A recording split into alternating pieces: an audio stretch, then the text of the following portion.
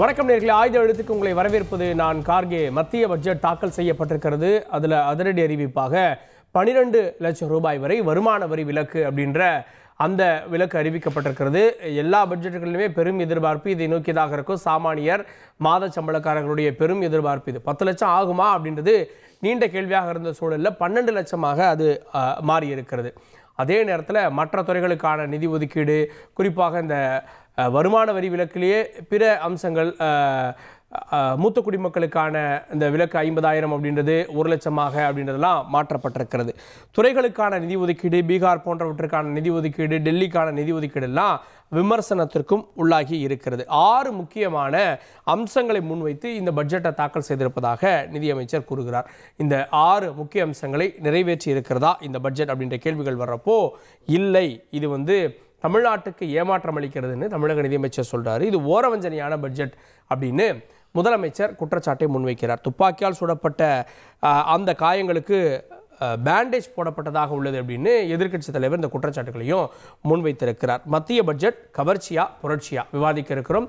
சிறப்பு விருந்தினர்களோடு நம்முடைய அரசியல் விமர்சகர் திரு டிடிஎஸ் ரவிச்சந்திரன் நிகழ்ச்சிக்கு அவரை வரவேற்கிறேன். அதே போல காங்கிரஸ் கட்சியிலிருந்து செய்தி தொடர்பாளர் திரு எஸ் இப்ராஹிம் அவரையும் நிகழ்ச்சிக்கு வரவேற்கிறேன்.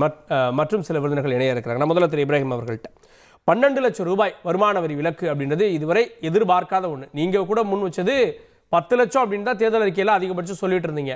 நீங்களே எதிர்பார்க்காத ட்விஸ்டே கொடுத்துருக்காங்கல்ல.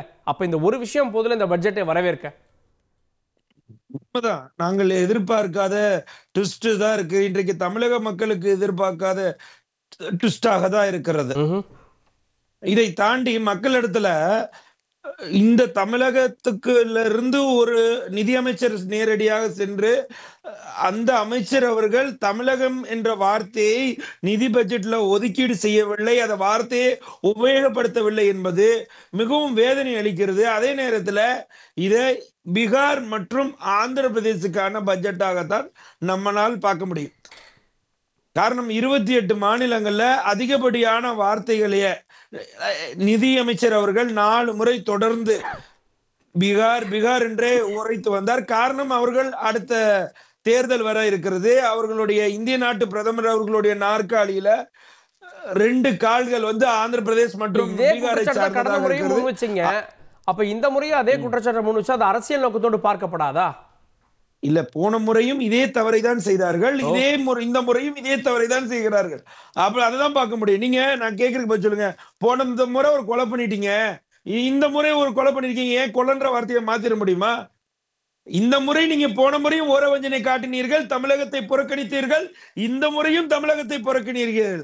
அதே காரணம் தான் நாங்க சொல்றோம், தமிழகத்துக்கு எதிரான பட்ஜெட்டை இந்த முறை நிதியமைச்சர் அவர்கள் தாக்கல் செய்திருக்கிறார்.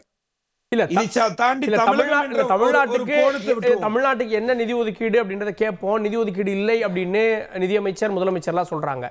ஆனா பெரும்பாலானவங்க வரவேற்கிறாங்க. கட்சி கடந்தும் கூட அந்த 12 லட்சம் ரூபாய் எதிர்பார்க்கல அப்படின்ற விஷயங்களை சொல்றப்போ, இது சாமானியர்களை திருப்திப்படுத்தின பட்ஜெட்டா பார்க்கலையா? மாநிலங்களை, அரசுகளை தாண்டி இல்ல, இதை தாண்டி நீங்க ஒரு விஷயம் புரிஞ்சுங்களேன். அதாவது சாமானியர்களை திருப்திக்கூடிய பட்ஜெட்டாக இதை பார்க்க முடியாது. அடிப்படையாக 2 பிரச்சனை இருக்கிறது. இன்றைக்கு 1 லட்சம் ரூபாய் இன்றைக்கு சராசரியா மாதம், அதாவது வருடத்துக்கு 12 லட்சம் ரூபாய் வரி விலக்கு அப்படின்னு நீங்க கொடுத்தீங்கன்னா மாதம் ஒரு 1 லட்சம் ரூபாய் சம்பளம் கிடைப்பவர்களுக்கு தான் இது மிகப்பெரிய ஒரு உற்சாகமான ஒரு தலைப்பாக இருக்க முடியும். ஆனா ஜிஎஸ்டில நீங்க ஸ்லாப் வச்சிருக்கீங்கல்ல, 0%, 3%, 6%, 12%, 18%, 28%, இப்படி பல்வேறு தரப்புகளாக ஜிஎஸ்டிகள்ல ஸ்லாப் இருக்கு. அதாவது அடிப்படையாக 12, 18, 20 புரியல, 5, 12, 18, 28 அதுதான். இப்போ அதெல்லாம் தாண்டி அந்த 5, 12 0ல இருந்து நான் ஆரம்பிக்கிறேன். 0, 3% இருக்கு, அப்புறம் 5% இருக்கு, 12, 18, இந்த அதை தாண்டி 28%. அப்போ இந்த ஜிஎஸ்டிகள்ல மாறுபாடுகள் இருக்கிறதின் காரணமாக அடிப்படையாக ஒரு மாதம் 20,000 ரூபாய் சம்பாதிக்கக்கூடிய ஒரு நபருக்கு வரி விலக்கு என்றால் ஓகே, பட் ஆனா விலைவாசி உயர்விலையும் அன்றாடு வாங்கக்கூடிய பொருட்களையும் வரி விதிப்பு என்பது அதிகப்படியாகத்தான் இருக்கிறது. இதுக்கு எடுத்துக்காட்டு சொல்றேன். 2022ல நேரடியாக இந்திய நாட்டுடைய ஜிடிபி என்பது 9%. இன்றைக்கு 2025ல 6.3%. ஜிடிபியுடைய வளர்ச்சி என்பது குறைந்திருக்கிறது, ஆனால் விலைவாசி என்பது அதிகமாக இருக்கிறது. அப்போ எங்களுடைய கேள்வி என்பது தெளிவாக இருக்கிறது. என்னன்னா, ஒரு பக்கம் ஜிடிபியுடைய வளர்ச்சி என்பது குறைந்து இன்னொரு பக்கம் விலைவாசி உயர்கிறது என்றால் இந்த நாடு அழிவு பாதையை நோக்கி இழுத்து சென்று கொண்டிருக்கிறது இந்த ஆளுகின்ற ஒன்றிய அரசு. அதை தாண்டி இன்றைக்கு பெட்ரோல் டீசலுடைய விலை குறைப்பு ஏதாவது பேசியிருக்கிறாங்களா? சரி, அத்தியாவசியமாக இருக்கக்கூடிய பாமர மக்கள் உபயோகப்படுத்தக்கூடிய ரயில்வே துறைக்கு இந்த முறை எத்தனை கோடி ரூபாய் பட்ஜெட் ஒதுக்கி இருக்கிறாங்க? ரயில்வே என்ற வார்த்தையை ரயில்வே துறை அமைச்சகத்துக்கு மிகப்பெரிய வஞ்சிப்பை செய்திருக்கிறது இந்த ஒன்றிய அரசுடைய பட்ஜெட். ஏன்னா ஒரு நாளைக்கு சராசரியாக 6 விபத்துகள் ஏற்படுகிறது என்று நம்மளுடைய மதுரை எம்பி அவர்கள் கூட குறிப்பிட்டு காட்டியிருந்தாங்க. நம்மளுக்கும் தெரியும், வருடத்துக்கு 400 விபத்துகள் ரயில்வேல ஏற்படுது. அப்ப ரயில்வேவுடைய பாதுகாப்பு திட்டத்துக்கு எத்தனை ஆயிரம் கோடி நீங்கள் இந்த முறை நிதி ஒதுக்கீடு செய்திருக்கிறீர்கள். காரணம், பாமர மக்கள் அதிகப்படியாக வாகன வசதியாக உபயோகிக்கக்கூடிய ஒரு வாகனம் இன்றைக்கு ஒரு போக்குவரத்து வசதி என்றால் அது ரயில்வே துறை தான். அதற்கு மும்முரமாக அதுக்கு முன்னிலை காட்டவில்லை. இதுதான் எங்களுடைய கேள்வி. அப்ப ஒரு பக்கம் தமிழ்நாடுல நீங்க அதிகப்படியான நிதி ஒதுக்கீடு செய்யல, மதுரையில இருக்க எய்ம்ஸுக்கு இந்த முறை நீங்க நிதி ஒதுக்கீடு செய்யப்படல, மதுரையில மெட்ரோவுக்கு நீங்க நிதி ஒதுக்கீடு செய்யல, கோயம்புத்தூர்ல மெட்ரோ அண்ணாமலை அவர்கள் வாக்கு உறுதி கொடுத்தார், அதுக்கும் நிதி ஒதுக்கீடு செய்யல. தொடர்ந்து தமிழகத்தில் இருக்கக்கூடிய நலத்திட்டங்கள் முதல் எல்லா மாநிலங்களுக்கும், அதாவது 2 மாநிலத்தை விட்டுட்டு, ஏன்னா ஆந்திர பிரதேசத்துக்கு மட்டும் கடந்த ஆண்டுகள்ல 3 லட்சம் நிதி ஒதுக்கீடு, 3 லட்சம் கோடி நிதி ஒதுக்கீடு நேரடியாக செய்ததாக அமித்ஷா அவர்களே பேசலாம். மற்ற விருந்தினர்கள் இணைந்திருக்கிறார்கள். திமுக தரப்பிலிருந்து செய்தி தொடர்பாளர் திரு சேலம் தாரிந்தரன் நிகழ்ச்சிக்கு அவரை வரவேற்கிறேன். அதே போல பாரதிய ஜனதா கட்சியிலிருந்து செய்தி தொடர்பாளர் திரு ஸ்ரீகாந்த் கருணேஷ் அவரின் நிகழ்ச்சிக்கு வரவேற்கிறேன். திரு ஸ்ரீகாந்த் கருணேஷ், கேட்டிருப்பீங்க 12 லட்சம் ரூபாய் அப்படின்றது அதிர்ச்சி தான் அப்படின்றார். ஆனா இந்த பக்கம் விட்டுட்டு அந்த பக்கம் பிடிக்கக்கூடிய முறை தொடருது. கடந்த முறை 7 லட்சமா இருந்தது ரிபேட், இப்போ ரிபேட் 12 இருக்கு. ஒட்டுமொத்தமா வரி விலக்கு அப்படின்னு எப்படி சொல்ல முடியும்? அந்த மாறுபட்ட பார்வை வெளிப்படுத்துறாங்க. அது 12 லட்சம் ரூபாய் எவ்வளவு பேர் செலுத்துறாங்க? வரியை வந்து 12 லட்சம் ரூபாய் வாங்குறவங்க 6.22% தான் செலுத்துறாங்க. அதையும் குறிப்பிட்டு சொல்லுங்க. அதாவது ஒட்டுமொத்த தேசமும் வந்து இந்த பட்ஜெட்டில் வந்து ஒரு 10 லட்சம் ரூபாய் நமக்கு வரி விலக்கு கிடைக்குமா அப்படின்னு எதிர்பார்த்து கொண்டிருந்த நேரத்தில் 12,75,000 ரூபாய் வரைக்கும் 1 ரூபாய் கூட வரி செலுத்த வேண்டாம் அப்படிங்கிற ஒரு அறிவிப்பு வந்து மக்களை மகிழ்ச்சி கடலில் ஆழ்த்தி இருப்பது தான் எதிர்க்கட்சிக்கு இன்று பதட்டமாக இருக்கிறது. எல்லாரும் அதை நினச்சி அதிர்ந்து போய் நிற்கிறாங்க. யாரும் இப்போ எதிர்பார்க்கல இப்படி ஒரு அறிவிப்பு வரும் என்று. மக்கள் கொண்டாடுகிற பட்ஜெட்டாக வந்து விட்டதனால் எதிர்க்கட்சிகள் கூச்சல் அதிகம் போடுகிறார்கள். நீங்கள் நல்லா யோசிச்சு பார்த்தீங்கன்னா, ஆட்சிக்கு வந்த 10 ஆண்டு காலத்தில் காங்கிரஸ் கட்சி 2 லட்சம் ரூபாய் தான் வருமான வரிக்கு உச்சவரம்பு வச்சிருந்த நேரத்திலேருந்து இன்னைக்கு 12,75,000 ரூபாய்க்கு 10 ஆண்டுகள் இந்த அரசு வந்திருக்குன்னா எவ்வளவு தூரம் வளர்ச்சியை நோக்கி இவர்கள் சென்று கொண்டிருக்கிறார்கள் என்று பார்க்க வேண்டும். இது வெறும் வருமான வரி விலக்கு என்று மட்டும் நம்ம யோசிக்க கூடாது. அது சொல்றது ரிபேட் தான் கொடுத்துருக்காங்க, பேசிஸ் பண்ணலன்னா எல்லாம் ஒன்று தானே.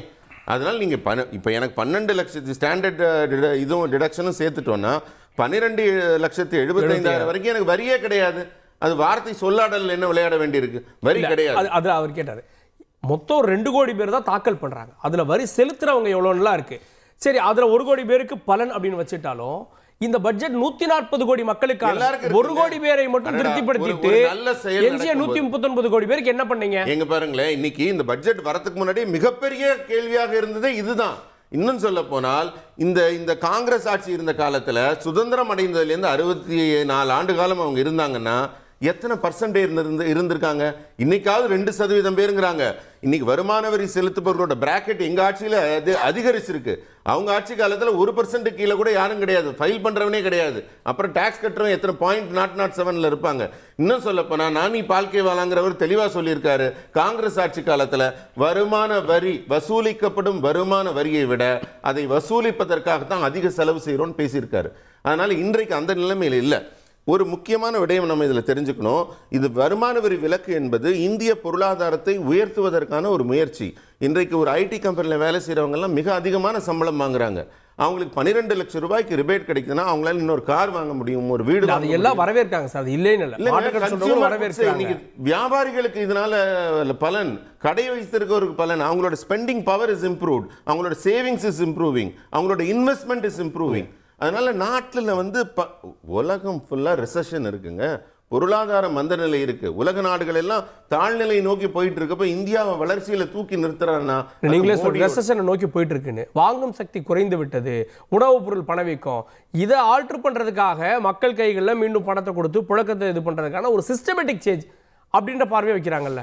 ஏங்க அந்த சிஸ்டமேட்டிக் செஞ்சு எவ்வளவு துணிச்சலா எடுத்திருக்காங்க. அவங்க என்ன வந்து 7,50,000 கொண்டு வந்தாங்களா, 8 லட்சம் கொண்டு வந்தாங்களா? இத்தனை பெரிய வீச்சை காங்கிரஸ் எடுத்திருக்கிறதா?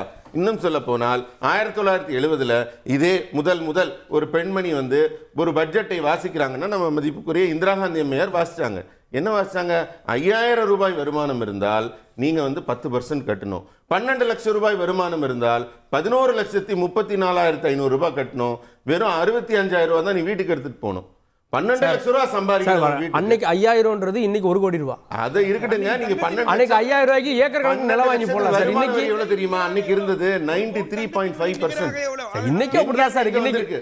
இன்னைக்கு 5 கோடி வாங்குற எவ்வளவு கட்டுவாங்க? 93.5% இருக்கா இங்க? இங்க இன்னைக்கு வந்து 25 ஒரு புது ஸ்லாப் கூட இன்னைக்கு உருவாக்கி இருக்காங்க. 11 ஸ்லாப்ல வச்சு சக்க புளிஞ்சு வாங்கினாங்க வருமான வரி. இன்றைக்கு அப்படி இல்லை. வளர்ச்சியை நோக்கி, தொழில் முன்னேற்றத்தை நோக்கி போகுது. ரயில்வேக்கு என்ன செஞ்சாருன்னு ஒரு போற போக்கில் கேட்டார். ரயில்வேக்கு அவர் முழுசா பட்ஜெட்டை படிச்சுட்டு வரணும், சும்மா வேடிக்கை பார்த்துட்டு வரக்கூடாது. நாலு வாட்ஸ்அப் படிச்சுட்டு வரக்கூடாது. காங்கிரஸ் தோழர் பேசுறாரு.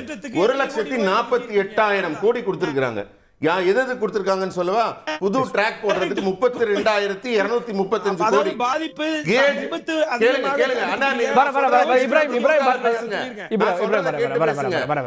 புதிய ரயில் திட்டத்துக்காக 32,235 கோடி.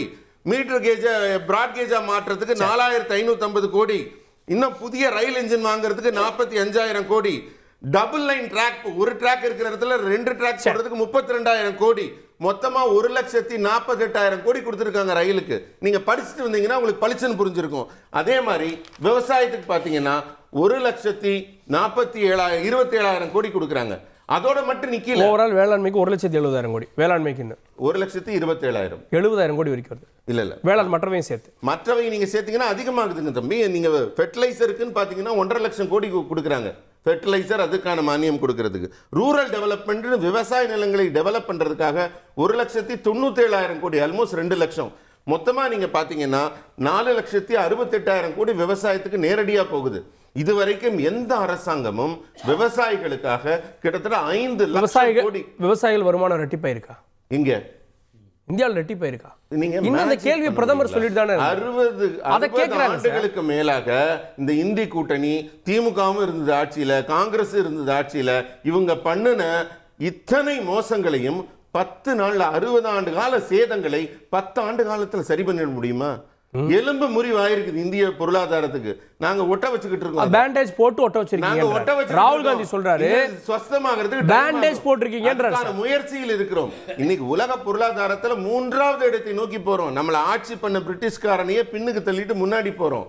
இன்னைக்கு உலக ரிசெஷன்ல போனாலும் நம்ம முன்னாடி போகிறோம். மற்ற தகவல்களை வாங்கலாம். நான் திரு சேலம் தரணிதரன் ஒரு அறிவிப்பு அது எவ்வளோ பேரை திருப்திப்படுத்துது அப்படின்றத தாண்டி அந்த 12 லட்சம் ரூபாயை தாண்டி மற்ற துறைகளுக்கான நிதி ஒதுக்கீடு இன்க்ரீஸ் ஆகிருக்கு. இந்த முடிவை எடுக்கிறதுக்கு துணிஞ்சு எடுக்கிறது ஒரு அரசுக்கு தைரியம் வேணும். இவங்க தான் கொடுக்கல அப்படின்றத விமர்சிச்சிங்க. இப்போ கொடுத்துட்டாங்க, அதை பாராட்ட மாட்டீங்களே சார்? முதல்ல தந்தித்தினர்களுக்கு வணக்கம். பேசும்போது குறுக்கிடாமல் இருக்க சொல்லுங்கள். ஏன்னா எல்லாருக்கும் நேரம் இருக்குது பேசுகிறதுக்கு. நான் பேசி முடிச்சிடுறேன், நான் குறுக்கிடல. சரிங்களா? இல்லை எல்லாரும்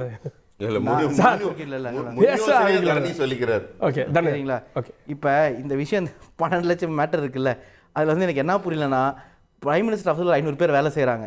அவங்க பிரைம் மினிஸ்டர் முட்டாளாக்கி அவர் நிதியமைச்சர் முட்டாளாக்குனாங்களா, இல்லை இவங்களாம் சேர்ந்து நாம முட்டாள் நினைக்கிறாங்களா, இல்லை ஊடகம்லாம் முட்டாள் நினைக்கிறாங்களா, இல்லை நம்ம நாம இல்லை எனக்கு புரியல. நீங்கள் எந்த பதத்தை பயன்படுத்துங்க, ஆனால் கண் கூட பலனை எப்படி முட்டாள் நான் சொல்கிறேன். ஒன்று அவங்க முட்டாளாக இருக்கணும், இல்லை நான் முட்டாளாக இருக்கணும்னு நினைக்கணும், இல்லை நீங்கள் ஊடகம் நாம் எல்லாம் சேர்ந்து முட்டாள்னு நினைக்கணும். ரெண்டில் அந்த ஒன்று தான் பாசிபிலிட்டி. சரியா? இப்போ பட்ஜெட்டில் சொல்கிறதுக்கு எதுவும் கிடையாது. அதனால இந்த ஊடக செய்தி தொடர்பாளர்களும் சரி மற்றவங்களும் எல்லாரும் சேர்ந்து பேசுங்க. இந்த மேட்டர் சொல்லியிருக்காங்க. இந்தியாவில் வரி கட்டுறது, வரியை வந்து ரெஜிஸ்டர் பண்ணுறது பார்த்தீங்கன்னா 3,20,00,000 பேரோட 3,20,00,000 பேர். அதில் ஆக்சுவலாக டாக்ஸேஷன் ஃபைலிங் 8 லட்சத்துலேருந்து 12,000 வரைக்கும், 8 லட்சத்துலேருந்து 12 லட்சம் வரைக்கும் பண்ணுறது பார்த்தீங்கன்னா 1 கோடிக்கு கீழே தான். இந்தியா மக்களோட சதவீதத்தில் பார்த்தீங்கன்னா 0.75%, 0.75% தான் 8 lakhs to 12 lakh பிராக்கெட்டில் இருக்காங்க. சரியா? அவங்க வந்து பார்த்தீங்கன்னா இந்தியாவில் இருக்கிற டாப் 5%. சரிங்களா? இது நீங்கள் நடுத்தர மக்களுங்கிறீங்க. நடுத்தர மக்கள்லாம் யார்? 1லேருந்து 10 எடுத்துக்கோங்க. நம்பர் 5லேருந்து 7 வரைக்கும் தான் நடுத்தர மிடில் நம்பர்ஸ். சரியா? அப்படின்னா 58th percentile 75th percentile தான் இந்தியாவோட டிஃபைன் மிடில் கிளாஸ். உலகம் ஃபுல்லாக அதான் டெஃபினிஷன். அப்படின்னா இந்தியாவோட மீடியன் பர் கேபிட்டா இன்கம் என்ன? 1,80,000. 1,80,000 வருஷம். 50% நீங்கள் பர்சன்டைல் இருக்க இன்கம் குரூப்பில் 75th percentile இருக்கீங்கன்னா உங்கள் இன்கம் வந்து 2.5 லட்சம். அப்போ பிரச்சனை நான் கேட்குறது, இவங்களுக்கு என்ன? இவங்களுக்கு 20 வருஷமாகவே இன்கம் டேக்ஸ் கிடையாது. அப்படின்னா இவங்களுக்கு பண்ணணுன்னா என்ன பண்ணியிருக்கணும்? மறைமுக வரியை குறைச்சிருக்கணும். மறைமுக வரினால தான் இந்தியாவில் வந்து டிமாண்ட் இல்லை. இந்தியா பொருளாதாரத்துக்கு பிரச்சனை என்ன? டிமாண்ட், கன்சம்ஷன் இல்லை. ஏன் கன்சம்ஷன் இல்லை? ஏழை எளிய மக்கள் நடுத்தர மக்கள்கிட்ட காசு இல்லை. இதுக்கு காரணம் மறைமுக வரி அதிகமாக உயர்ந்தது. அதுக்கு என்ன டேட்டா இருக்கு? 2014 2024 பணவீக்கம் நம்ம சொல்றோம். மறைமுக வரி அது காரணம் இல்ல. இல்ல நான் அடுத்தது இன்கம் டாக்ஸ் வரேன். மறைமுக இல்ல சார், இல்ல நான் இந்த 50,000 எங்க போகும்? இல்ல இல்ல இந்த 50,000 எங்க சார் போகும்? 12 லட்சம் ரூபாய் வாங்குற ஒருத்தர் எல்லாத்தையும் 50,000 மிச்சம் பண்ணா அது எங்க சொல்ல வரேன் சார்? சம்பளம் வாங்குறவங்க நீங்க நான் பேசுறேன் சார். நான் கிளம்பி பேசுறேன். நான் பேசுறேன்ல, கேளுங்க. முதல்ல மறைமுக வரி அப்படின்னா ஜிஎஸ்டி போன்ற வரி எல்லா மக்களுக்கும் அந்த வரி சமம். நீங்கள் ₹1 நீங்கள் மாதம் ஒரு நாளைக்கு ₹100 சமைச்சாலும் சரி, நீங்கள் ஒரு நாளைக்கு ₹1,00,000 சம்பாதிச்சாலும் சரி, ஒரு பால் வாங்குறீங்க, பிஸ்கட் வாங்கினா வரி ஒன்று. சரியா? ஆனா நேர்முக வரினா உங்களுக்கு இன்கமுக்கு ப்ரொபோர்ஷனேட்டா இன்கிரீஸ் ஆகும் வரி. சார் நீங்க அமைதியா இருங்க. நான் பேசுறேன், நீங்க பேசுங்க. நீங்க நேர்முக வரினா என்ன? நான் சொல்றேன். ஒரு நிமிஷம் ஸ்ரீகாந்த். நேர்முக வரினா இன்கம் டாக்ஸ், இன்கமுக்கு ப்ரொபோர்ஷனேட்டா இருக்க டாக்ஸ். இவருக்கு நான் பதில் சொல்ல அவசியம் இல்லை. நீங்க அமைதியா இல்ல, நான் கேமரா சார். இது ஒவ்வொரு டிபேட் எல்லாரும் மக்களுக்கு தான் பேசிட்டு நம்ம கரெக்ட்டான பாயிண்ட் பேசினா நீங்க பேசுங்க. சரிங்களா? இப்ப நேர்முக வரிங்கிறது தான் வந்து வளரும் நாட்டோட காம்பனன்ட் அதிகமா இருக்கணும். அது வந்து OECD சொல்றாங்க, உலக வங்கியும் சொல்லியிருக்காங்க. ஆனால் மோடி அரசாங்கம் வந்ததுக்கு அப்புறம் நேர்முக வரியோட ப்ரொபோர்ஷன் 60%லேருந்து 40% ஆயிடுச்சு. மறைமுக வரி 40% 60% ஆயிடுச்சு. பெட்ரோல் டீசல் வரி செலுத்துறது இந்தியாவில் தான், இந்தியர்கள் தான் அதிகம். ₹100 சம்பாதிச்சாலும் 24% பெட்ரோல் டீசலுக்கே போயிடுது. 2% தான் அமெரிக்காவில், 1% தான் சைனாவில். அப்படி இருக்கும்போது நீங்கள் இன்டைரக்ட் டேக்ஸ் காம்பனண்ட்டை குறைக்கணும். அதுக்கு என்ன பண்ணியிருக்கணும் அப்படின்னா, இன்கம் டேக்ஸை 1 கோடிக்கு மேலே சம்பாதிக்கிறவங்க, 5 கோடிக்கு மேலே சம்பாதிக்கிறோம், 10 கோடிக்கு மேலே சம்பாதிக்கிறோம் அதிகப்படுத்திருக்கணும். அது இல்லாமல் wealth tax, insurance tax introduce பண்ணியிருக்கலாம். கார்பரேட் டேக்ஸை கொஞ்சம் அதிகம் பண்ணியிருக்கலாம். கார்பரேட் டேக்ஸ் 40,000 கோடிக்கு குறைஞ்சிருக்கு இந்த வருஷம். அதெல்லாம் அதிகம் பண்ணிட்டு ஜிஎஸ்டி வரியை குறைச்சிருக்கலாம் அத்தியாவசிய பொருளுக்கு. காந்தி அடிகள் அந்த காலத்தில் எதுக்கு உப்பு சத்தியாகிரகம் பண்ணாரு? ஒரு நிமிஷம். இல்ல ஜிஎஸ்டி குறைக்கல சார். ஜிஎஸ்டி மாநிலங்களை உள்ளடக்கிய கமிட்டியில் தானே குறைக்க முடியும். அது விடுங்க, நான் சொல்றது கமிட்டி உள்ளடங்கினா கமிட்டி எக்ஸ்பிளைன் பண்ணியாச்சு. அது எவ்வளவு எக்ஸ்பிளைன் பண்றது? அது ஒன்றிய அரசுக்கு 33% இருக்கு. பாஜக ஆளுற மாநிலம் 6க்கு மேல 8க்கு மேல இருக்கு. அது நாங்க என்ன பண்றது? ஒன்றிய அரசு நினைக்கிறதா அங்க நடக்குது. சரியா? அது நீங்க கமிட்டி நீங்க திசை திருப்பீங்க. உங்களுக்கு தெரியாத ஒண்ணும் இல்ல. ஒன்றிய அரசு 33% இருக்கு ஜிஎஸ்டி கமிட்டியில. மீதி இருக்க ஒவ்வொரு மாநிலத்துக்கு 2%. அப்படின்னா பாஜக எவ்வளவு மாநிலத்தில் இருக்காங்க? யூனியன் டெரிட்டரி எடுத்துக்கோங்க, மாநிலத்தை எடுத்துக்கோங்க, 10க்கு மேல ஆட்சியில் இருக்காங்க. மாற்ற முடியுமா? ஒன்றிய அரசு நடக்கிறதா அங்க நடக்குது. ஏன் நீங்க திசை திருப்பீங்க? அது ஒரு பக்கம். இப்ப சொல்ல வர பாயிண்ட்னா, காந்தியடிகள் உப்பு சத்தியாகிரகம் எதுக்கு பண்ணாரு ஆங்கிலேயர் காலத்துல? அத்தியாவசிய பொருட்களுக்கு வரி போடக்கூடாது. நீங்க என்ன பண்றீங்க? அத்தியாவசிய பொருட்களுக்கு வரி போடுறீங்க. பட்ஜெட்ல எதையுமே அறிவிக்காம 8 லட்சத்துக்கு 12 லட்சம். சரி, 1% மக்களுக்கு அது பிரயோஜனம். அரசு ஊழியர் நண்பர்களுக்கு, ஐடி துறையில் வேலை செய்ய பிரயோஜனம். ஆனா வந்து அவங்களுக்கு வாழ்த்துக்கள். சரியா? அவங்களுக்கு நல்லது செஞ்சிருக்காங்க. ஆனால் விஷயம் என்னன்னா, 99 மக்களுக்கு எதுவுமே செய்யல. பாட்டம் 90% மக்களுக்கு எதுவுமே செய்யல. அதுதான் என் கேள்வி. அவங்களுக்கு ஏதோ செஞ்சாதான் நாடு பொருளாதாரம் வளரும். இந்தியாவோட எக்கனாமில இப்ப இன்னொரு பிரச்சனை, ரூரல் எக்கனாமிக் கன்சம்ஷன் கம்மியா இருக்கு. ஏன் கம்மியா இருக்கு? அவங்க கையில காசு பழக்கம் இல்லை. அதுக்கு என்ன பண்ணிருக்கணும்? 100 நாள் வேலை திட்டம் காசு அதிகரிச்சிருக்கணும். அதுக்கு இவங்க ஆட்சி வந்ததுக்கு அப்புறம் 40% குறைஞ்சிருக்கு ரியல் டேர்ம்ஸ்ல. போன பட்ஜெட் இந்த பட்ஜெட் எடுத்து பாத்தீங்கன்னா, பண இன்ஃபிளேஷனை கண்ட்ரோல் பண்ணி பாத்தீங்கன்னா 5% குறைஞ்சிருக்கு காசு அலோகேஷன். ஆனா எல்லா பொருளாதார திமுக செய்தி தொடர்பாளர் நீங்க சொல்லலாம், அபிஜித் பானர்ஜியா இருக்கட்டும், நோபல் பிரைஸ் வாங்க ஜோசப் ஸ்டிக்லிஸா இருக்கும், எல்லாரும் சொல்ற ஒரே விஷயம் என்ன? புட் மணி இன் ஹேண்ட்ஸ். அதப்போ 100 நாள் வேலை திட்டம் காசு அதிகம் ஒதுக்குங்க. ஏன் ஒதுக்க மாட்டேங்கிறீங்க? சரி, நீங்க சொல்றாங்கல்ல கேபிட்டல் எக்ஸ்பெண்டிச்சர் காசு ஒதுக்கி இருக்கோன்னு. கேபிட்டல் எக்ஸ்பெண்டிச்சர் காசு 90,000 கோடி குறைஞ்சிருக்கு ரியல் டேர்ம்ஸ்ல. போன வருஷம் ஒதுக்கீடு செஞ்ச காசை செலவு பண்ண முடியல. அவங்க ஏன் பண்ண முடியல? ஆட்சியில திறன் இல்லை. ஸோ பட்ஜெட்ல எதுவுமே இல்லாம, எதனால எதுவுமே இல்லைங்கிறது சொல்றேன். மிஸ்மேனேஜ்மெண்ட்னால நிதி பற்றாக்குறை வந்து கிட்டத்தட்ட 5% தொட்டுருச்சு. மாநிலங்களுக்கு நீங்க 3% கேபிட்டல் வச்சிருக்கீங்க. ஆனா உங்களுக்கு 5% தொட்டிருக்கு. எப்படி? சரியா? இதெல்லாம் வந்து மிஸ்மேனேஜ்மெண்ட். நீங்க கார்பரேட்டுக்காக செய்யணும்னு நினைக்கிறீங்க, அவ்வளவுதான் விஷயம். இதுல வந்து பேசுறதுக்கு செய்தி தொடர்பு ஒரு பாயிண்ட் வேணுங்கிறத 12 லட்சம் பண்ணிட்டோம். குறையறதுனால கார்பரேட்டுக்கு என்ன அனுகூலம்? வருமானம் அது வந்து கார்ப்பரேட்டுக்கு இண்டிவிஜுவல் இண்டிவிஜுவல் டாக்ஸ் தான் குறைச்சிருக்காங்க. ஓகே, தரணிதரன் பதில் சொல்லணும். அவர் நீங்க சொன்னது கேக்குறீங்க. இல்ல நான் நீங்க சொன்னதுக்கு அவருடைய கேள்வி நானே வாங்கி உங்களுடைய வாங்கினதுக்கு அவர் தெளிவா கேட்கிறார். இப்ப நேர்முக வரினா ரெண்டே இன்கம் டாக்ஸும் எங்களுக்கு வந்து கஸ்டம்ஸ் டியூட்டியும். இதை தவிர மற்றதெல்லாம் கன்கரண்ட் சப்ஜெக்ட்லாம் ஜிஎஸ்டி வருது. நாங்க வந்து 100 ரூபாய் வாங்கினா 71 ரூபாய் மாநில அரசு எடுத்துட்டு போயிருது. 29 ரூபாய் தான் நாங்க கொண்டு போறோம். அந்த 71 ரூபாய் இப்ப இன்னும் சொல்ல போனா ஜிஎஸ்டி அதிகரித்தால் மாநில அரசுக்கு தான் அதிக பலன். எடுத்தோன்னு 100 ரூபாய் 50 ரூபாய் முதல்ல இல்ல பிராக்டிகலா பெட்ரோல் டீசல் விலையை குறைச்சா எல்லா பொருளும் விலையாகும். சொல்லுங்க 100 ரூபாய் இந்த காசு அதுல போட்டுக்கலாம்ல சார்? நான் கேக்குறேன். இல்ல அது எப்பவுமே இந்த மாநிலங்கள் எல்லாம் கூடி தான் முடிவு எடுக்கிறாங்க. அதே மாதிரி நீங்க மத்த டாக்ஸ் எல்லாம் எடுத்துக்கோங்க, ப்ராப்பர்ட்டி டாக்ஸ் எடுத்துக்கோங்க, ஸ்டாம்ப் டியூட்டி எடுத்துக்கோங்க, ரோட் டாக்ஸ் எடுத்துக்கோங்க, எல்லாமே மாநில அரசு வாங்குது. நாங்க 2 வரி தான் நேர்முக வரி வாங்குறோம். எங்க வரியை நாங்க குறைக்கிறோம். பெட்ரோல் டீசல் விலைக்கு நம்ம மாநில அரசு அதிகம் எடுத்துட்டு போறாங்களா, மத்திய அரசு அதிகம் எடுத்துட்டு போறாங்களா? வாங்குறாங்க. நிறைய விவாதிக்க வேண்டியது. 100 ரூபாய் பெட்ரோல் போட்டா 44 ரூபாய் நம்ம திமுக அரசு எடுத்துட்டு போகுது. வரியை பொறுத்த வரைக்கும் பெட்ரோல் டீசல் வரி வந்து இவங்க வந்ததுக்கு அப்புறம் கிட்டத்தட்ட 900% உயர்ந்திருக்கு. ஒன்றிய பாஜக 900% பெட்ரோல் டீசல் இருக்க பெட்ரோல் டாக்ஸ், டீசல் டாக்ஸ் 300% உயர்ந்திருக்கு. தமிழ்நாட்டில் எப்படி வச்சிருக்கோம்னா அந்த டாக்ஸ் எப்படி ஏறுதோ இங்க ப்ரொபோர்ஷனேட்டா இன்க்ரீஸ் ஆகிற மாதிரி வச்சிருக்கோம். அங்க டாக்ஸ் குறைஞ்சோன்னா இங்க ஆட்டோமேட்டிக்கா குறையும். அதனால தான் யூபிஏ காலகட்டம் வரைக்கும் இங்க வந்து பெட்ரோல் டீசல் 50 ரூபாய் தாண்டல. இவங்க வந்ததுக்கு அப்புறம் 100 ரூபாய் கிட்ட போயிடுச்சு. அது வந்து இங்க வேணாலும் திசைதிருப்பமா பேசலாம். ஆனா மறைமுக ஒரு விஷயம் சொல்ல, ஜிஎஸ்டி மாநிலத்துக்கு வருதுங்கறாங்கல்ல, 50% வருது இவர் சொல்ற மாதிரி. ஆனா அதுல ஒரு கேட்ச் இருக்கு. தமிழ்நாடு மாதிரி மேனுஃபேக்சரிங் மாநிலத்துக்கு இப்ப தமிழ்நாட்டுல ஹூண்டாய் கார் மேனுஃபேக்சர் பண்றீங்களா? 90% கார் இங்க தான் மேனுஃபேக்சர் ஆகுது தமிழ்நாட்டுல. அந்த கார் எங்க விக்குதோ அங்கதான் உங்களுக்கு வரி போகும். இப்ப பனியன் வந்து 90% பனியன் வந்து இந்தியாவுக்கு தேவைப்படுற பனியன் திருப்பூர்ல பண்றாங்க. அதுக்கு டாக்ஸ் எங்க? GST taxation. அதுக்கு ஜிஎஸ்டி டாக்ஸ் வந்து பாயிண்ட் ஆஃப் சேல்ஸ்ல உத்தரப்பிரதேஷ்ல, மத்திய பிரதேஷ்ல. சோ நமக்கு வந்து 10% டாக்ஸ் தான் வரும். அது நான் டீடைல் வீடியோ அண்ணாமலைக்கு எதிர்த்து நான் வந்து ஐடி விங்ல நான் போட்டேன். அங்க தயாராகிற கார் இங்க விக்குது இல்ல. ஆனா அங்க அவங்க மேனுஃபேக்சரிங் கிடையாது.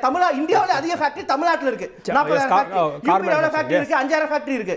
சரிங்களா? இந்தியாவுல மேனுஃபேக்சரிங் கெபாசிட்டில 40% தமிழ்நாட்டுல இருக்கு. அதனால நம்ம பின்னாடி வரோம்.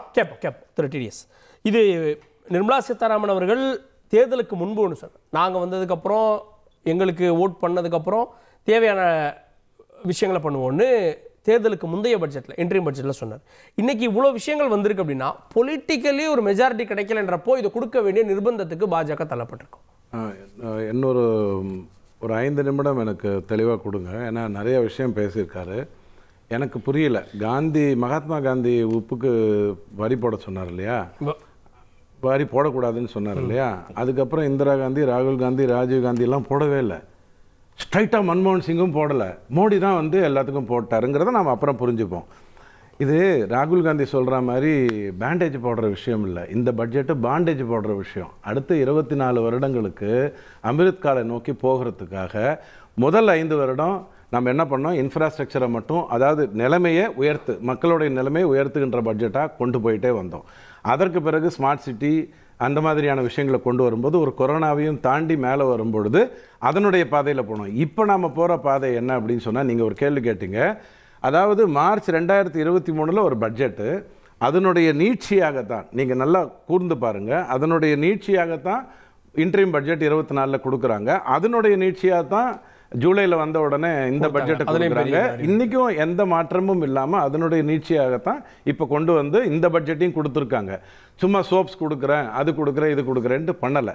ரெண்டாவது நீங்கள் இன்னொன்று புரிஞ்சுக்க வேண்டியது என்னென்னா, ஒரு குடும்பத்துக்கு இன்றைக்கி வந்து 25 லட்சம் ரூபாய் வரைக்கும் சம்பாதிக்கக்கூடிய ஒரு குடும்பத்துக்கு 16 லட்சம், 17 லட்சம், 4 லட்சம், 8 லட்சம் சம்பாதிக்கிறவங்களிலிருந்து 25 லட்சம் சம்பாதிக்கக்கூடிய வரைக்கும் வரி இல்லை அப்படிங்கிற ஒரு நிலைமையை கொண்டு வந்திருக்காங்க. இப்போ அடுத்தது என்ன கேட்டாருன்னா, இன்டைரக்ட் டாக்ஸை நீங்கள் குறைக்கணும், இன்டைரக்ட் டாக்ஸை நீங்கள் குறைக்கணும் அப்படின்னு சொன்னால், நான் ஏழைகள் பயன்படுத்துகின்ற ஒரு 4 விஷயத்தை மட்டும் சொல்கிறேன், சாதாரணமான விஷயம் மட்டும் சொல்கிறேன். இப்போ ஆயிலில் வந்து 6% இருந்தது ஜிஎஸ்டிக்கு முன்னாடி, இப்போ 5% ஆயிருக்கு. சோப்ஸ் வந்து 31% இருந்தது, இப்போ 18% ஆயிருக்கு. பிரெட் இருக்கு இல்லையா 3% இருந்தது, இன்னைக்கு 0% ஆயிருக்கு. சாமானியர்கள் பயன்படுத்தக்கூடிய அரிசியெல்லாம் வந்து இன்னைக்கு 8 கோடி 80 கோடி பேருக்கும் 5 கிலோ இலவசமாகவே கொடுக்கறதுங்கிறது தான் அவங்க பண்ணிக்கிட்டு இருக்காங்க. அதை தவிர அரிசிக்கு இன்னும் டாக்ஸ் தான் போட்டுட்டு இருக்கோம். தெரியல பேக்கெட் அரிசிக்கு இன்னும் டாக்ஸ் போட்டுட்டு இருக்கோம். பாருங்க, ஏழைகள் சக்கரை லூஸ்ல வாங்க, பேக்கெட் பண்ணா அதுக்கு டாக்ஸ்ன்றோம். நான் ஏழைகள்னு பேசும்போது நீங்க ஐயா ஜெகத் ரட்சகன்னு கொண்டு வரக்கூடாது. நான் ஏழைகள் தான் பேசுறேன். இங்க பேசுறேன், அரிசி பேசுறேன். நான் வந்து ஒரு ஏழைகள் பயன்படுத்துறதுங்கிறது வந்து 80 கோடி அரிசிங்கிறத நான் பேசும்போது 80 கோடி ஏழைகள் வாங்கலையா? என்னோட கேளுங்க, தயிர் வாங்கலையா? பாக்கெட் தயிர் வாங்கலையா? வாங்க வேண்டிய அவசியத்தை பத்தி நீங்க பாருங்க. இப்ப அவர் குறுக்க பேசுறாரு. அவருக்கு என்ன அவசரம்? ஏன்னா நான் வந்து இன்னும் நிறைய விஷயங்கள் காங்கிரஸ் காலத்துல இருந்து பேசணும்.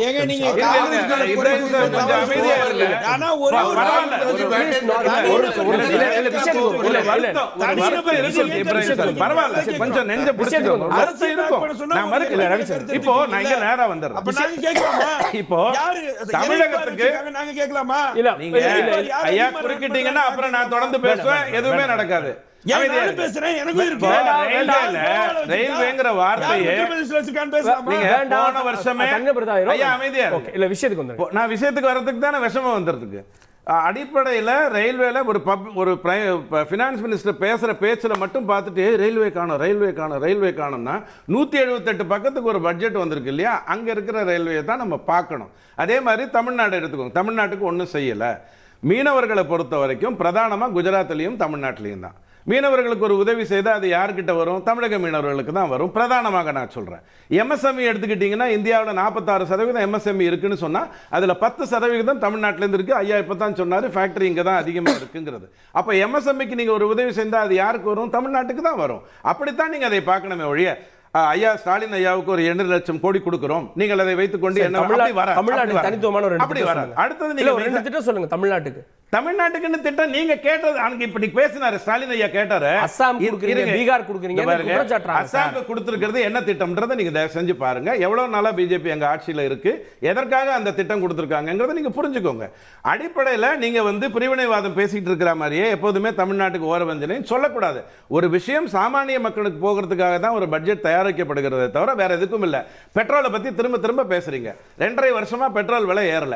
எந்த பொருளுடைய விலைவாசி அதனால குறைஞ்சிருக்குன்னு சொல்லுங்க. மத்திய அரசு எப்போதுமே என்ன சொல்லுது?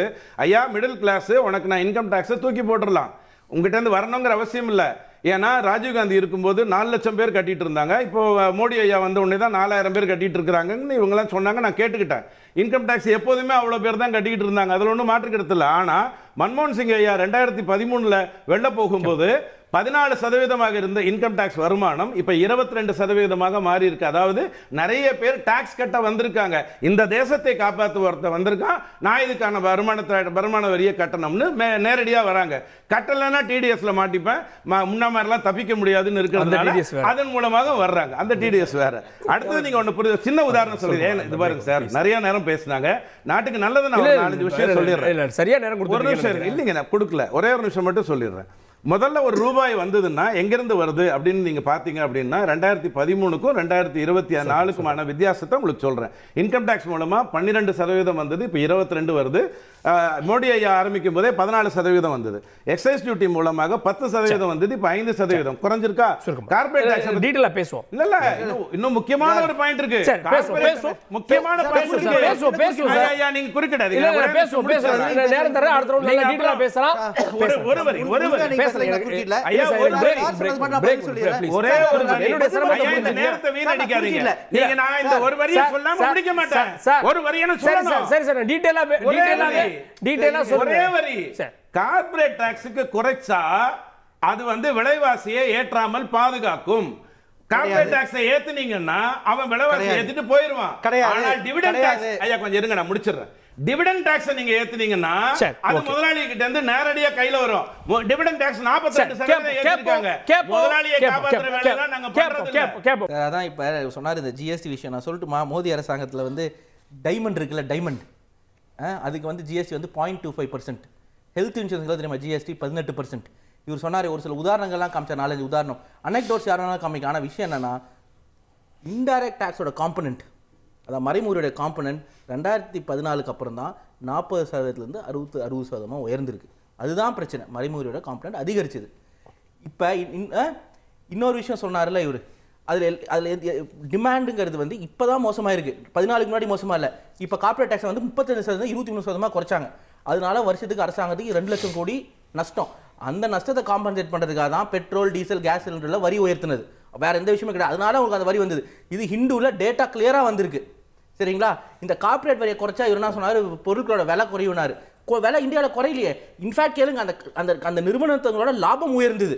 ஆனால் அது சேலரியா கூட கன்வெர்ட் ஆகல. ஒன்றிய பாஜக அரசு கொடுக்குற கன்சம்ஷன் ரிப்போர்ட்ல சொல்றாங்க இந்தியாவோட ரியல் வேஜஸ் அதிகரிக்கல. கடைசி 10 வருஷத்துல ரியல் வேஜஸ் அதிகரிச்சிருக்கான்னு கேளுங்க. சிக்னிஃபிகண்டா அதிகரிக்கவே இல்லை. அப்படின்னா நீங்க கார்பரேட் டாக்ஸ் கொடுத்தது வச்சு இன்வெஸ்ட்மெண்ட்டும் வரல. அதுலயும் கட்டுரைகள் வந்திருக்கு. யாரும் கூகுளில் கூட போட்டு பார்த்துக்கலாம். சொல்றது எதுவும் பொய் தகவல் கிடையாது. அப்படின்னா நீங்க கார்பரேட் டாக்ஸை குறைச்சதுனால டிமாண்டும் அதிகரிக்கல, கன்சம்ஷனும் அதிகரிக்கல, அங்க நிறுவனத்தில் வேலை செய்யறவங்களோட லாபமும் அதிகரிக்கல, பொருட்களோட விலையும் குறைக்கல. சரியா? இது கார்பரேட் நண்பர்களுக்கு உதவியா இருக்கு. இவங்க என்ன நினைக்கிறாங்க, 100 கார்பரேட் தலைவர்களுக்கு மட்டும் உதவுனா போதும்னு நினைக்கிறாங்க. அதான் இங்க பிரச்சனை. இந்த பட்ஜெட் படிச்சும்போது இந்த விஷயம் தெரிஞ்சது. இது வந்து பீகார் பட்ஜெட்டா இல்ல ஒன்றிய பாஜக அரசு பட்ஜெட்டானே தெரியல. ஏன்னா இவங்களுக்கு ஒரு நிறைய மசோதாவெல்லாம் பாஸ் பண்ண வேண்டியது இருக்கு. அதனால போன பட்ஜெட்ல வந்து ஆந்திராவுக்கும் பீகாருக்கு கொடுத்தாங்க. இப்ப பீகார் தேர்தலில் போறதுனால பீகாருக்கு மட்டும் கொடுத்தாங்க. அதுவும் பீகாருக்கு கொடுப்பாங்களான்னு தெரியாது. ஏன்னா போன தமிழ்நாட்டுக்கு எந்த பலனுமே இல்லாம போயிருமா? அவர் சொன்ன மாதிரி வேளாண்மைக்குன்னா தமிழ்நாடு ஒரு பெரிய செக்டர். அங்க வரக்கூடிய உதவிகள் தான் இங்கேயும் வரப்போகுது. அப்ப நீங்க இந்த புறக்கணிப்புன்றது எப்படின்னு கேட்குறேன். வரப்போகுதுன்னா நம்ம தான் தெரியுமே திட்டங்கள் எப்படி புறக்கணிக்கிறாங்க. எய்ம்ஸுக்கு வந்து இப்போ தமிழ்நாட்டில் எய்ம்ஸ் அனௌன்ஸ் பண்ணாங்க. ஹிமாச்சல் பிரதேச அப்போ பாஜக ஆண்டும் போது ஃபுல்லாக ஒன்றிய அரசே காசு செலவு பண்ணி எய்ம்ஸ் கட்டினாங்க. தமிழ்நாட்டில் என்ன சொன்னாங்க, தமிழ்நாட்டில் வந்து நாங்கள் ஜெயிக்கால கடன் வாங்கி தரோனாங்க. அதனால ப்ராஜெக்ட் ஆரம்பிக்கிறது டிலே ஆகுது. ஒன்றிய பாஜக அரசு தானே வாங்கி கொடுக்குறேன்னு சொன்னது. யாரு? ஒன்றிய பாஜக அரசு. மாநில அரசு நான் வாங்கிக்கிறேன். மாநில அரசு எப்படி கட்ட முடியாது? அதிமுக தான் ஆட்சியில் இருந்தது. அதிமுக தான் வாங்கி பண்ணிச்சு. ஒன்றிய பாஜக அரசு வந்து நாங்க ஜெயிக்காவோட அவங்க லோன் போடுறாங்க. எய்ம்ஸ் கட்டுறதுக்கு தமிழ்நாடு கவர்மெண்ட் லோன் போட முடியாது. அதே மாதிரி நீங்க மெட்ரோ டு ஃபேஸ் 2 எடுத்து பார்த்துட்டீங்கன்னா நாம கடன் வாங்குறோம். நமக்கு ஒன்றிய அரசோட காம்பனன்ட் வந்து ரொம்ப கம்மி. ஆனால் மகாராஷ்டிராவுக்கு மற்ற மாதிரி இருந்தால் காம்பனன்ட் அதிகம். ஸோ இப்போ கேலோ பாரத் எடுத்துக்கோங்க. தமிழ்நாடு 20 கோடி, குஜராத்துக்கு 600 கோடி. இது எல்லாம் ஆர்பிட்ரியா இருக்கு. ஸோ இப்போ வேளாணுக்கு 1,70,000 கோடினாலும் அது எப்படி கொடுக்க போறாங்க, யாருக்கு கொடுக்க போறாங்க? இப்போ வேளாணுக்கு எதுவுமே செய்யலையே. ஒன்றிய பாஜக அரசு இரட்டிப்பாக்குவாங்க. ஆனால் ரியல் டேர்ம்ஸ் பார்த்தீங்கன்னா 1% குறைஞ்சிருக்கு. அக்ரிகல்ச்சர் வேஜஸ் தினந்தோறும் 32 விவசாயிகள் கடைசி 5 வருஷம் தற்கொலை செஞ்சிருக்காங்க. ஆனால் அதானியோட சொத்து மதிப்பு தினந்தோறும் 2000 கோடி உயர்ந்திருக்கு. இதான் இந்த நாட்டோட நிலைமை. இது டேட்டா, இது வந்து ரிப்போர்ட்லயே வந்திருக்கு. திரு இப்ராஹிம், காங்கிரஸ் ஆட்சியோட ஒப்பிட்டு பல விஷயங்களை பேசுறாங்க. காங்கிரஸ்ல அன்னைக்கெல்லாம் வருமான வரிக்கெல்லாம் 2 லட்சம்லாம் நினைச்சு கூட பார்க்க முடியல. இன்னைக்கு 12 லட்சம் வந்திருக்கு. இது போல பல துறைகளை உயர்ந்திருக்கு. நம்ம இன்னும் காங்கிரஸ் பத்தி பேசணுமான்னு கேட்கிறாங்க. அதிகமாக காங்கிரஸ் பத்தி தான் அவங்க பேசுவாங்க. காரணம், காங்கிரஸ் அந்த அளவுக்கு மக்களுக்கு இடையூறு இல்லாத ஒரு நிதிநிலை அறிக்கையை தான் கொடுத்தது. ஒரு எடுத்துக்காட்டுக்கு சொல்றேன். கடந்த 2023 நீங்க வந்து 12 லட்சம் ரிலீஃப் கொடுத்துட்டேன், டாக்ஸ் ரிலீஃப் கொடுத்துட்டேன், 10 லட்சம் டாக்ஸ் ரிலீஃப் கொடுத்துட்டேன் பேசி வரீங்கல்ல. இதே நேரத்தில் யூத் அன்எம்ப்ளாய்மெண்ட் ரேட், அதாவது இளைஞர்களுடைய வேலை வாய்ப்பின்மை வந்து 2023 15.67% இருந்தது. இன்றைக்கு 22% இருக்கு. அப்ப ஒரு பக்கம் இளைஞர்களுக்கு வேலை இல்லை. வேலை இல்லாத இளைஞர்களுக்கு நீங்கள் நிதிநிலை அறிக்கையிலையும் வருமான வரியிலும் விலக்கு கொடுத்து என்ன பிரயோஜனம்?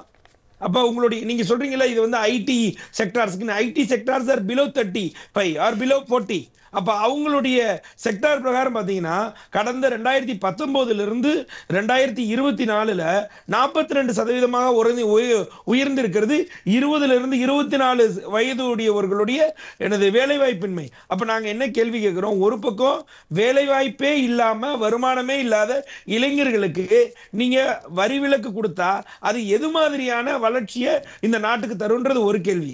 இரண்டாவது கேள்வி, சகோதரர் பேசும்போது சொன்னாரு ரயில்வே துறைக்கு மீட்டர் கேஜ் பிராட்கேஜ் ஆக்கணும், பிராட்கேஜ் மீட்டர் கேஜ். நாங்க கேட்கக்கூடிய கேள்வி, இருக்கின்ற தற்போதுள்ள ரயில்வேவில் ரயில்வே துறை அமைச்சகத்தில் ஏற்படக்கூடிய விபத்துகளுக்கு அத்தியாவசியமாக இருக்கக்கூடிய திட்டம் avoid collision system, the train avoid collision system தான். இதை இவங்க பேர் என்ன மாத்தி வச்சுக்கிட்டாங்கன்னா கவச்சி மாத்தி. இந்த திட்டத்துக்கு பேச விடுங்க சார். அப்புறம் நான் திரும்பி அதாவது என்னன்னா கவச் திட்டத்துக்கு கிட்டத்தட்ட ஒரு நாளைக்கு சராசரியாக 6 விபத்துகள் ஏற்படுது. வருடா அதிகரித்தே வருகிறது ரயில் விபத்துகள். அப்ப நீங்க ஒரு மேம்பாட்டுக்கான அந்த ரயில்வேல இந்த சோபிஸ்டிகேட்டட் எலைட் பீப்புள்ஸ் போகக்கூடிய சதாப்தி இப்ப இருக்கக்கூடிய அந்த ரயில்வே திட்டம்லாம் இருக்கு. ரயில் என்ன ட்ரெயின், அந்த ட்ரெயின் பேரு, அந்த ட்ரெயின்லாம் சொல்றாங்கல்ல, இந்தி பேரா வச்சிருக்காங்க ஃபுல்லா. இல்ல வந்தே பாரத் இல்ல ஹிந்தி பேரா இருக்கு, அதனால புரிய மாட்டேங்குது, வேற ஒண்ணும் இல்ல. தமிழ்ல தான் பேர் வச்சிருந்தீங்கன்னா டக்குன்னு உங்களுக்கு சொல்லலாம். தெரியாதா மற்ற பாஷைகள்லாம் தெரியாதா? ஹிந்தி உருது இதெல்லாம் உங்களுக்கு இல்ல தெரியாதா? அதுதான் சொல்றேனே, நான் என்னுடைய கேள்வி என்பது ரொம்ப தெளிவாக இருக்கிறது. ஒரே ஒரு கேள்வி தாங்க. என்னன்னு கேட்டீங்கன்னா, வந்தே பாரத் போன்ற எலைட் மக்கள் உபயோகிக்க திட்டங்கள் இருக்குல்ல, நீங்க ஒரு டிக்கெட் இன்னைக்கு வந்து 2200 ரூபாய் கம்மி வந்தே பாரத்ல கிடையாது.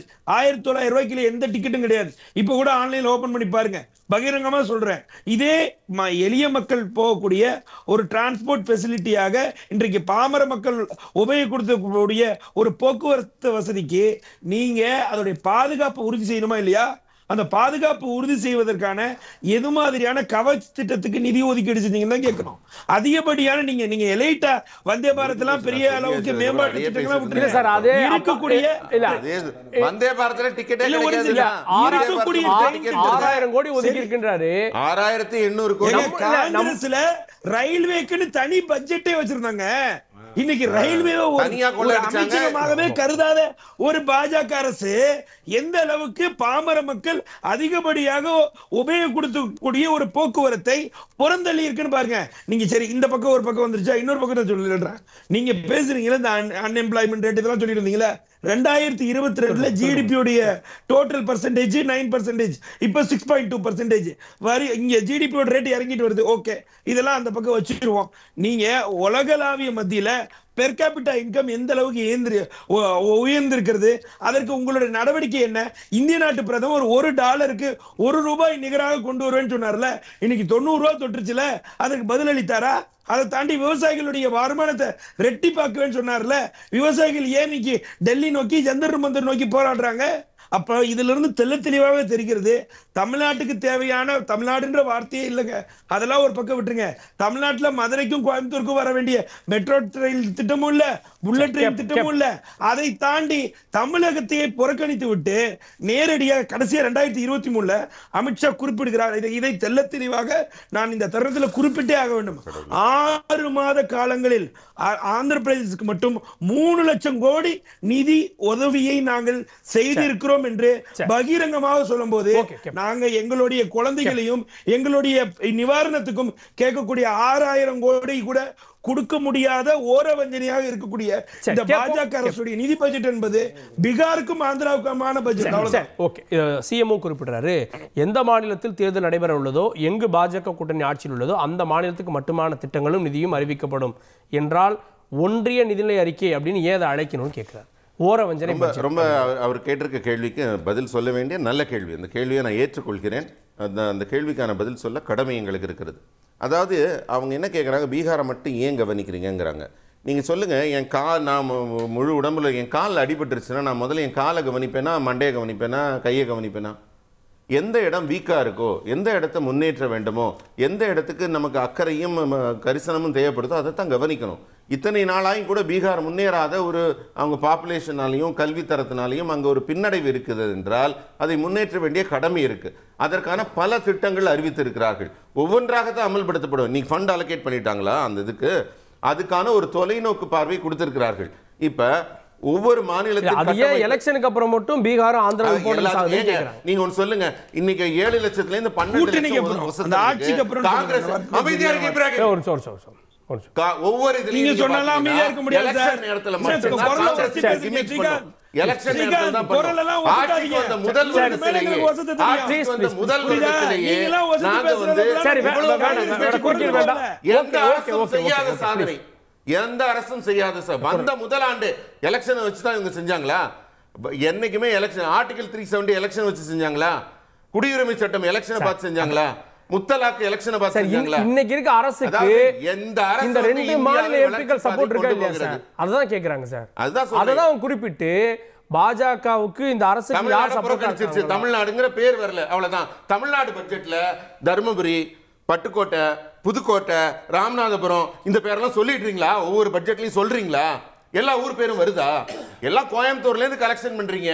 மொத்தம் 50% கோயம்புத்தூர்ல இருந்து வசூல் பண்ணிட்டு ஏன் எல்லா இடத்துலயும் செலவு பண்றீங்க? போன முறை இது பிரச்சனை இல்ல சார், ஒரே நிமிஷம். போன முறை இதே பிரச்சனையாச்சு. இதை வச்சு டிபேட் கூட பண்ணோம். ஆமா. ஆனா மத்திய அரசு இது பத்தி தமிழ்நாட்டு எம்பி அப்படின்னு சொல்லக்கூடிய அதெல்லாம் கேட்டிருக்காங்க. நிர்மலா சீதாராமன் அவர்கள் தமிழ்நாடு அப்படின்ற பேரை சொன்னா இந்த குற்றச்சாட்டை தவிர்த்திருக்கலாம். திருக்குறள் மட்டும்தான் இருக்கு, தமிழ்நாடு நிதி இல்ல. தமிழ்நாடு பட்ஜெட்ல பட்டுக்கோட்டை பேரு, புதுக்கோட்டை பேரு, தர்மபுரி பேரு, ராமநாதபுரம் பேரு எல்லாத்தையும் சொல்றீங்களா? எல்லா மாவட்டத்து பேரு கண்டிப்பா கிடையாது, கண்டிப்பா கிடையாது. நீங்க வசூல் எங்க பண்றீங்களோ அங்க செல்றீங்க. சேலம் பேர் கிடையாது. இவங்க என்ன பண்ணுவாங்க தெரியுமா? தமிழ்நாட்டை வந்து ஒரு அஜிடேட்டிவ் ஸ்டேட்டா மாத்தி வச்சிருக்காங்க. எல்லாத்துக்கும் போராட்டம். சேலம் 10 வழிச்சாலை வந்து சேலம் இருக்குங்க. தரணிதரன் ஒத்துக்குவாரு. இல்ல நான் சொல்றேன் நிறுத்திடுவாங்க. அது ஏன் நிறுத்துறாங்க? காரணம் சொல்றேன். நிலையம்னா நிறுத்திடுவாங்க. அது காரணம் எது நடத்தாலும் நிறுத்திடுவாங்க. காரணம் இருக்கு. இன்னைக்கு வாடகைக்கு வந்து 6 லட்சம் ரூபாய் ரிபேட், வரி அதே மாதிரி வட்டி வருமானத்துக்கு 1 லட்சம் ரூபாய் ரிபேட். பொதுமக்களே இன்னைக்கு பவர்ஃபுல் ஆக்கி இருக்கிறோம். நேரடியா மக்களுக்கு வந்து சக்தியை கொடுத்திருக்கிறோம், வாங்கும் சக்தியை கொடுத்திருக்கிறோம், அவர்களுக்கு நிம்மதியை கொடுத்திருக்கிறோம். மக்கள் எல்லோரும் மோடி அரசை கொண்டாடுகிறார்கள். ஒரே ஒரு கடைசி பாயிண்ட், ஒரே ஒரு பாயிண்ட், இல்ல ஒரே ஒரு இதான் லாஸ்ட் பாயிண்ட். அதாவது உட்கட்டமைப்பை வளர்ச்சிக்காக 1.5 லட்சம் கோடி கொடுத்திருக்காங்க எல்லா மாநிலத்துக்கும் சேர்த்து. தமிழ்நாடு கவர்மெண்ட்ல எத்தனை ப்ரொபோசல் கொடுத்திருக்கீங்க உட்கட்டமைப்பை மேம்படுத்துவதற்காக? 1.5 லட்சம் கோடி. முதலமைச்சருடைய இவங்க ஃபோர் சைடடா இந்நேரம் கொடுத்து எத்தனையோ கோரிக்கைகளை முன்வைத்தோம், அதில் ஒன்றை கூட உறுதி செய்ய அறிக்கையில் மனம் வரவில்லை. நான் சொல்றேன், இவங்க டிசாஸ்டர் கிளைம் பண்றதுக்கு என்ன டிசாஸ்டர், எவ்வளவு நேரடியா இழந்து இருக்கிறோம் துறை வாரியாக தகுதி இல்லை இந்த அரசுக்கு. அவங்க போய் கேட்க முடியாது. நான் சொல்லிடுறேன். ஏன்னா இப்ப அவர் பேசினாருன்னா நான் பேசுறேன். இப்ப இந்த சேலம் எக்ஸ்பிரஸ் வந்து சேலத்துல இருந்து சென்னை போறவங்க, சென்னையில இருந்து எல்லாத்துக்குமே தெரியும், டிராபிக் கன்ஜெக்ஷன் ஆகுது செங்கல்பட்டுக்கு அப்புறம் தான். அங்கிருந்து தான் ஏதாச்சும் பண்ணாதான் சரியாகும். அங்கிருந்து போனா சரியாகாதுங்கிறதுனால தான் அப்பயே நாங்க வேணான்னு சொன்னோம். அங்க பண்றதுனால ஒன்றும் சரியா இருக்காது. ஏன்னா டிராபிக் திருப்பி சென்னைக்குள்ளார வந்து அந்த 50 கிலோமீட்டர் நடக்கிறது தான் அது விஷயம். இப்போ ஒரு சொன்னார்ல, கோயம்புத்தூர்ல இருந்து காசு இருக்கு, நீங்க மாநிலம் சொல்றீங்களா? நம்ம வந்து ஃபெடரல் கண்ட்ரி, சரிங்களா? அப்படின்னா அடுத்து என்ன தருவோம்? இந்த தெருவில் வந்து காசு நிறைய இருக்கு, இந்த தெரு காசு எடுத்து ஏன் பக்கத்து தெரு கொடுக்குறேன்னு கேட்கற மாதிரி. அதுதான் அவங்களுக்கு கேட்கறது. அது விஷயம் கிடையாது. ஆனா கண்ட்ரி வந்து federal country. Is not composed of districts, it's composed of states. தமிழ்நாட்டுக்கு எவ்வளவு மாநிலத்துக்கு வரணும்னு இருக்கும். ஏன்னா ஒவ்வொரு மாநிலமும் அந்தந்த மொழி பேச கலாச்சாரம், வேற மொழியும் வேற கலாச்சாரம் இருக்கிற மாநிலங்கள், சரிங்களா? கோயம்புத்தூர்லயும் சென்னையிலும் மாநிலம் ஃபுல்லா ஒரே மொழி தானே பேசுறோம், ஒரே தமிழ் கலாச்சாரம் தானே, சரிங்களா? ஒரே கலாச்சாரம் தானே. இவங்க என்ன நினைக்கிறாங்க கேளுங்க. நான் சொல்ல வரேன் கேளுங்க. இவங்க என்ன இந்தியா வந்து வேற்றுமையில் ஒற்றுமை தான் இந்தியா. தமிழ்நாட்டுல என்ன மொழி என்ன நீங்க கேளுங்க. வேற்றுமையில் ஒற்றுமை தான் இந்தியா. இவங்க என்ன நினைக்கிறாங்க? இந்தியா ஃபுல்லா ஒற்றுமை பண்ணணும்னு நினைச்சா இந்த நாடே இருக்காது. Uniformity, sorry, uniformity is not unity. Diversity is unity. Okay. Pluralism is diversity. India has the grandest experiment on pluralism in the world. சரிங்களா? அப்படி இருக்கும்போது இந்த pluralism அதான் சொல்ல வரேன். இந்த pluralism கண்ட்ரோல் ஆகணும்னா அந்தந்த மாநிலத்துக்கு காசு வர வேண்டும். சரிங்களா?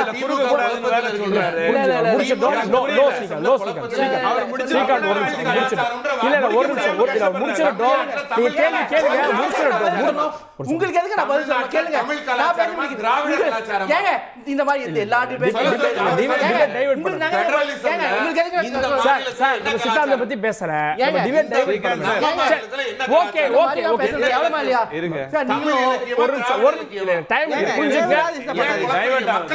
நீங்க தாங்க குழப்பறீங்க. ரவிச்சந்திரன் அமைதி ப்ளீஸ். யாரு பேசணும்? நீங்க முடிச்சு. நான் தான் முடிக்க வரேன். இப்ப இவரு சொல்றாருல்ல, தமிழ்நாடு பின்தங்கி போச்சு. நான் கேட்கிறேன், சமூக பொருளாதார வளர்ச்சியில தமிழ்நாடோட ஒப்பிட்டு குஜராத்தோ மத்திய பிரதேசம் இந்த மாநிலங்கள்லாம் வந்து பிஜேபி வந்து 20 வருஷமா ஆள்றாங்க. ஒரு குறியீட்டுல, ஒரு சமூக பொருளாதார குறியீட்டுல தமிழ்நாடோட ஒரு குறியீட்டுல 200 குறியீட்டு இருக்கு. சீனா எடுத்துக்கோங்க.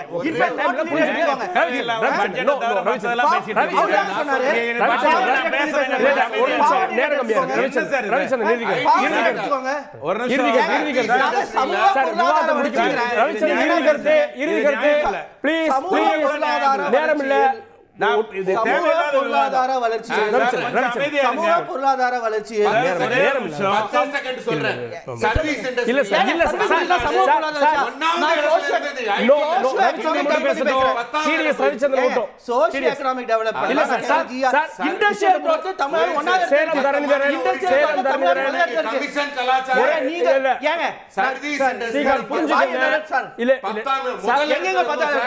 நீங்க ஃபர்ஸ்ட் ரவுண்ட்ல இல்ல, நேரா முடிக்க போற நேரம். புது விவாதம் ADMK ஆட்சியில ease of doing business Tamil Nadu 14 இடத்துல இருந்தது. நாம் ஆட்சி வந்ததுக்கு அப்புறம் 3வது இடம். அதிமுக இவரோட கூட்டணி இருந்ததா? இறுதி கருத்து ப்ளீஸ் சார். நித்தி ஆயோக் வந்திருக்கு, பேசுவோம் சார். நித்தி ஆயோக் லட்சணம் பேசுவோம் சார். முடிக்கணும் சார். சார் எத்தனை சார்? இல்ல ஈஸ் ஆஃப் டூயிங் பிசினஸ்ல 14 இடத்துல இருந்து 3வது இடம். தெரியும் சார். சரி ஓகே சரி ஓகே ரவிச்சந்திரன் காலகட்டத்துல தான் பொருளாதார என்ன சார் இப்படி பேசுறீங்க? நீங்க பேசுங்க நீங்க பேசுங்க இல்ல டிடிஎஸ் இறுதி கருத்து sir. Ease of doing business வந்து ரொம்ப சிம்பிள். 16% கமிஷன் கொடுத்தா போறோம் சார். ஒரே நாடு ஒரே தேர்தல்னு கொண்டு வந்துட்டீங்கன்னா நீங்க சொல்ற இந்த குற்றச்சாட்டு வராது. அதை தான் உங்களுக்கு எடுத்து சொல்றோம். ஏழை, பெண், விவசாயி, வாலிபன் இந்த நாலு தான் எங்களுக்கு முக்கியமானது. அதுக்காக போறோம். 30 ரூபாய் இருந்த USD 60 ரூபாய் ஆச்சு. இன்னைக்கு 90 ஆச்சு. 30 60 ஆனது 100%. 60 90 ஆனது எத்தனை சதவீதம் பாத்துக்கோங்க. ரெண்டாவது ஸ்டார்ட் அப் பொறுத்த வரைக்கும் சார் 15 நிமிஷம் இப்ராஹிம் பேசி நிறைய கதைகளை சொல்லியிருக்காரு. பீகாரோட பட்ஜெட் பீகாரோடைய பட்ஜெட் நீங்க சொல்றீங்கன்னா காங்கிரஸ் விட்டுருந்தா இந்தியில பீகாரின்னு சொன்னா கடன் வாங்குகின்ற பட்ஜெட்டா மாறி இருந்திருக்கும். தமிழ்நாட்டுல என்னைக்காவது தூத்துக்குடிக்குன்னு ஒரு பட்ஜெட் செஞ்சு போடுங்க. மாவட்டங்கள் நலிந்து இருந்தாதான் நிறைய விஷயங்கள் செய்ய முடியுங்கிறதுக்காக திருநெல்வேலியும் தூத்துக்குடியும் கண்டுக்காம இருக்கீங்க. அதனால தயவு செஞ்சு அதை போடுங்க. ரெண்டாவது நீங்க பயங்கர இன்வெஸ்ட்மெண்ட் சார் விஷயம் சார் முடிச்சிருங்க. எனக்கு டைம் வந்தது சார். தவறான தகவல் கொடுக்க வேண்டாம். ஓகே ஓகே அத இறுதி கருத்து எடுத்துக்கிறேன். 15 வருஷம் திமுக சார் எனக்கு நேரம் 50 ஆண்டு இன்ஃபஸ்ல இருந்தா வரலையா இருந்தாங்க. சரி ஓகே மக்கள் நல்லா புரிஞ்சுக்கோங்க. எந்த ஒரு கருத்தையும் மக்களிடம் போய் சேராம பண்ற விஷயம்